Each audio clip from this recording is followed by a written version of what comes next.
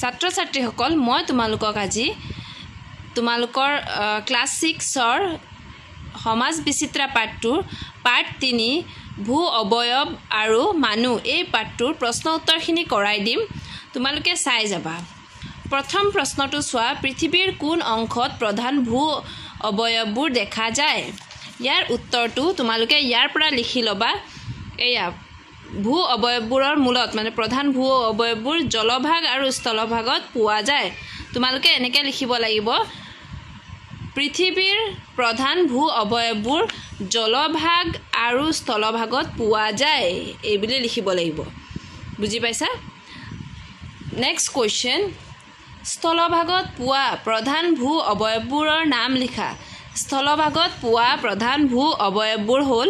পৰ্বত পাহাৰ মালভূমি সমভূমি উপত্যকা ইত্যাদি এনেকৈ লিখিব লাগিব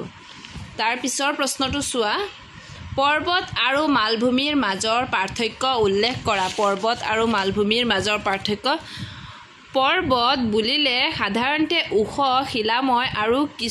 কিছু পৰিমাণে উদ্ভিদ থকা ঠাইকে বুজা যায়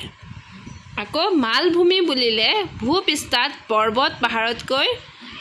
কম উচ্চ প্ৰায় সমতলৰ দৰে উচ্চভূমি কিছুমান দেখিবলৈ পোৱা যায় এনে ধৰণৰ বহল আৰু অসমান উচ্চভূমিক মালভূমি বোলে তাৰ পিছত আৰু কি পাৰ্থক্য আছে পৰ্বত পাহাৰত থিয় শিখৰ থাকে আৰু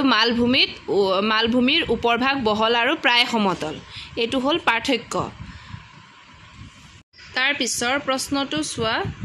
সমভূমি কেনেকৈ গঠিত ঘ নম্বৰৰ সমভূমি কেনেকৈ গঠিত সমভূমি মানে কি হয় প্লেন এৰিয়াবোৰ কেনেকৈ গঠিত হয় সমভূমি কেনেকৈ গঠিত এইখিনি সমভূমি লিখা আছে নহয় ইয়াতে সমভূমি কেনেকৈ গঠিত এইটো পাই যাবা এয়া চোৱা নৈ জান জুৰি বুৱতী পানীয়ে উচ্চভূমিৰ পৰা শিল বালি মাটি আদি উটুৱাই নি নিম্নভূমি অঞ্চলত জমা কৰে যুগ যুগ ধৰি চলি থকা এনে কাৰ্যৰ ফলত উচ্চ সমভূমিসমূহ ক্ষয়প্ৰাপ্ত হৈ সমভূমিৰ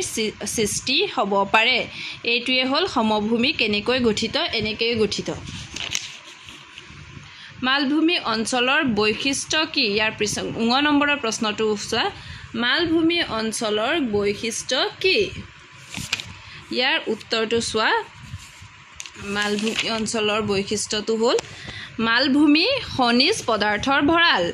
মালভূমি অঞ্চলত লুৰ আকৰ কয়লা মেংগানিজ সোণ আদি খনিজ সম্পদ পোৱা যায় অগ্নিয়গিৰিৰ পৰা নিৰ্গত লাভাৰে গঠিত মালভূমি অঞ্চলত উৎকৃষ্ট কপাহ খেতি হয় কিছুমান মালভূমিৰ থিয় ঢালত নৈৰ পানী তললৈ পৰি জলপ্ৰপাতৰ সৃষ্টি কৰে এয়া হ'ল মালভূমিৰ বৈশিষ্ট্য তাৰ পিছৰ প্ৰশ্ন চোৱা পাৰ্বত্য অঞ্চলত জনবসতি কিয় খেৰেঙা এতিয়া পৰ্বতবোৰত জনবসতি কিয় খেৰেঙা কাৰণ পৰ্বতবোৰৰ সুবিধাবোৰ কম থাকে হয় নে নহয় সেইকাৰণে পাৰ্বত্য অঞ্চলত এয়া পৰ্বত পাহাৰ বুলি লিখা আছে নহয় তাৰপিছত তোমালোকে এইখিনিত দেখিবা ইয়াৰ উত্তৰটো পৰ্বত পাহাৰ আদি উচ্চ ভূমিসমূহ সাধাৰণতে শিলাময় আৰু থিয় ঢালযুক্ত হয় এইবোৰত কৃষি কাৰ্য আৰু গৃহ নিৰ্মাণৰ বাবে সমান ঠাইৰ অভাৱ সেয়েহে এনে অঞ্চলবোৰত জনবসতি খেৰেঙা বুজি পালা তাৰপিছত তোমালোকে প্ৰথমতে চিন দি ল'বা তেতিয়া বহীত লিখি ল'ব পাৰিবা পৰ্বত পাহাৰে মানুহক কিদৰে সহায় কৰে বহলাই লিখা পৰ্বত পাহাৰে কেনেকৈ সহায় কৰে বহলাই লিখিবলৈ কৈছে এইটো চোৱা কিদৰে সহায় কৰে পৰ্বত পাহাৰে বাসিন্দাসকলক খৰি খাদ্য গৃহ নিৰ্মাণ সামগ্ৰী পশু খাদ্য আৰু অনেক ঔষধি উদ্ভিদবোৰ যোগান ধৰে আকৌ পৰ্বত আৰু তাত থকা উদ্ভিদে ওচৰ পাজৰৰ বায়ুমণ্ডলৰ উত্তাপ বতাহ বৰষুণ আদি নিয়ন্ত্ৰণত বিশেষ ভূমিকা পালন কৰে পৰ্বতৰ কিছুমান ঠাই স্বাস্থ্যকৰ এনেবোৰ ঠাই পৰ্যটনস্থলী হিচাপে জনপ্ৰিয় এইখিনি পৰ্বত পাহাৰে মানুহক সহায় কৰে সহায় কৰিছেনে নাই পৰ্বত পাহাৰ উদ্ভিদ গছ গছনি বায়ুমণ্ডলৰ উত্তাপ এইবোৰ নিয়ন্ত্ৰণ কৰে এইখিনিৰ পৰা তোমালোকে লিখিব পাৰিবা পৰ্বত পাহাৰে ওচৰৰ বাসিন্দাসকলক খৰি খাদ্য গৃহ নিৰ্মাণ সামগ্ৰী পশু খাদ্য আৰু অনেক ঔষধি উদ্ভিদৰ যোগান ধৰে এনেকৈ লিখিব আকৌ পৰ্বত আৰু তাত থকা উদ্ভিদে ওচৰৰ পাজৰৰ বায়ুমণ্ডলৰ উত্তাপ নিয়ন্ত্ৰণ বতাহ বৰষুণ আদি নিয়ন্ত্ৰণৰ বিশেষ ভূমিকা পালন কৰে পৰ্বতৰ কিছুমান ঠাই স্বাস্থ্যকৰ এইখিনি লিখিলে হৈ যাব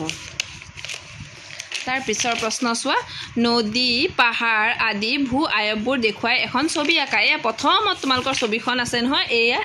দেখি আছা এইখন ছবি আঁকিবলৈ কৈছে তোমালোকক ধুনীয়াকৈ বহি এইখন ছবি আঁকি দিব পাৰিবা আৰু অনুশীলনী আছে এয়া চাই যোৱা তাৰ পিছৰ অনুশীলনী এয়া অনুশীলনী 2 জলমণ্ডল কাক বোলে প্ৰথম প্ৰশ্নটো এইটো আমি ক'ত পাম য'ত জলমণ্ডল আছে তাতে পাম হয় না নহয় জলমণ্ডল কাক বোলে এয়া চোৱা প্ৰথমতে লিখা আছে সাগৰ মহাসাগৰ উপসাগৰ নদ নদী হ্ৰদ আদি সকলোকে একেলগে আমি জলভাগ বা জলমণ্ডল বুলি কওঁ এইটো হ'ল জলমণ্ডল কাক বোলে প্ৰশ্নটোৰ উত্তৰ এইখিনিতে দেখিছা জলমণ্ডল বা ভূ আয়ব লিখা আছে ইয়াৰ পৰা তোমাৰ সাগৰৰ পৰা জলমণ্ডল বুলি কয় এইখিনিলৈকে লিখিবা ইয়াৰ পিছৰ প্ৰশ্ন চোৱা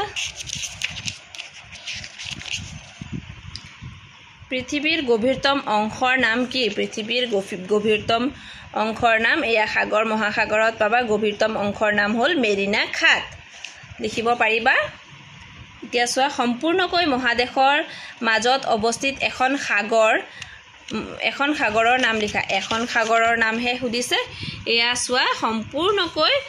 মহাদেশৰ ভিতৰৰ ভাগত অৱস্থিত কাস্পিয়ান সাগৰ আৰু আৰল সাগৰ তোমালোকে এখন লিখিলেই হৈ গ'ল এখনহে সুধিছে তাৰ পিছত চোৱা নদীৰ উৎস বুলিলে কি বুজা একেবাৰে সহজ সকলো কিতাপতে আছে যি ঠাইৰ পৰা নদীৰ জলধাৰা আৰম্ভ হয় তাকে নদীৰ উৎস বোলে তাৰ পিছত শাখা নৈ কি হয় এয়া চোৱা এখন এইটো ক'ত পাবা তোমালোকে এই নদ নদীত পাবা এখন নদীৰ পৰা এভাগ জলধাৰা ওলাই গৈ সেই একেখন নদীতে পৰিলে তাক শাখা নৈ বোলে পালা তাৰ পিছত চমুটোকা লিখিবলৈ কৈছে সাগৰ মহাসাগৰ নদ নদী সিক্তভূমি আৰু অদ্ৰভূমি হ্ৰদ চোৱা এয়া সাগৰ মহাসাগৰ এইখিনিৰ পৰা লিখিবা প্ৰশান্ত সাগৰ মহাসাগৰ প্ৰশান্ত বৃহত্তম সাগৰ ইয়াৰ মাটিকালি ইমান গভীৰতম মেৰিনা খাট এইবোৰ মহাসাগৰবোৰ কিছু অংশ আকৌ সাগৰ উপসাগৰ বুলি কোৱা হয় এইখিনিলৈকে লিখিলেই হ'ল ইয়াৰ পৰা সাগৰ মহাসাগৰত ইয়াৰ পৰা এইখিনি বুলি কোৱা হয় উপসাগৰ বুলি কোৱা হয় ইয়ালৈকে লিখিলেই হৈ গ'ল সাগৰ মহাসাগৰ আকৌ নদ নদী এই ভূপৃষ্ঠত উচ্চভূমিৰ পৰা নিম্নভূমিলৈ এইখিনিৰ পৰা এইখিনিলৈকে লিখিব লাগিব নদ নদী চমুটোকা যিহেতু অকণ দীঘলকৈ লিখিলে ভাল এইখিনিলৈকে লিখিবা তাৰপিছত আৰু কি আছিলে এয়া অৰ্ধভূমি সুধিছে হয়নে নহয় অৰ্ধভূমি এয়া সিক্তভূমি বা অদ্ৰভূমি হয়নে নহয় এই নদ নদীৰ পৰা তোমালোকে এইখিনি নদ নদী উপত্যকাৰ পৰা অদ্ৰভূমি দেখা যায় ইয়ালৈকে লিখিবা তাৰপিছত হ্ৰদ সুধিছে হ্ৰদটো এইখিনি স্বাভাৱিকতে চাৰিওফালে স্থলভাগে আগুৰা জলভাগে হ্ৰদ বোলে এইখিনিৰ পৰা এইখিনি বুলিও কোৱা হয় এইখিনিলৈকে লিখিবা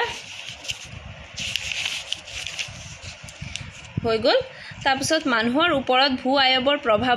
বৰ্ণনা কৰা মানুহৰ ওপৰত ভূ আয়বৰ প্ৰভাৱ পৰে নে নপৰে কাৰণ আমি য'ত ফ্লাড হোৱা জেগাত আমি